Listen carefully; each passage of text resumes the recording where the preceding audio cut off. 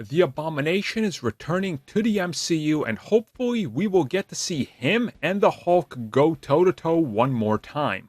Or it's going to become a joke and a punchline. I mean, it's the MCU, so it could go either way. So let's talk about the actor's willingness to return.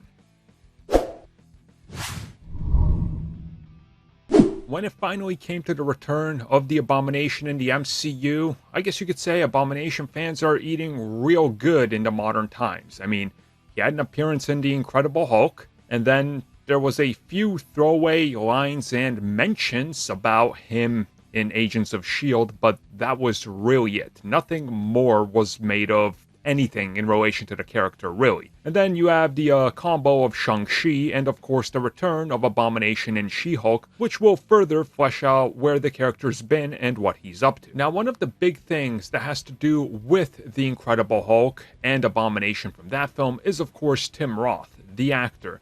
People were afraid that when he comes back, that Tim Roth would be recast, because naturally, for some reason, people still think that major parts of The Incredible Hulk aren't canon, despite the fact that it is. They just replaced the main actor. Whatever, though, all the legal, universal disputes and problems aside, it's very much canon. So recently, speaking with The Hollywood Reporter, Roth opened up a little bit about the return and what it got for him to return and finally play Abomination again. And he said that it all starts with the original casting, where he took on the job of Abomination because he wanted to humiliate his kids and embarrass them, but he didn't think it would go much further than that. And then he was asked to come back and do whatever he's going to do in She-Hulk, and he says that one of the big factors of him returning was the troubles he was going to have with the modern day and approach to the character.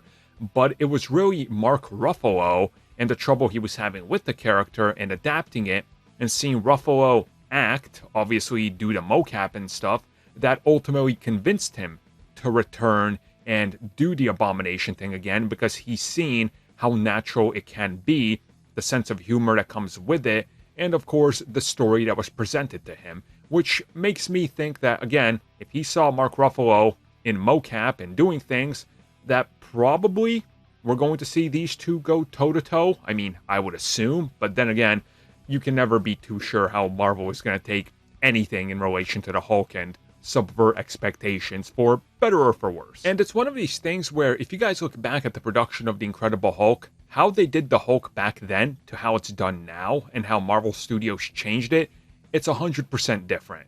Like, Roth wasn't even really involved with Abomination when morphed. Like, that's how far it went. So now he gets to be that character, and he gets to flex those acting muscles, and I'm really hyped for that, and it seems like he is as well. So, good news, Abomination fans, because sounds like there's a rematch coming.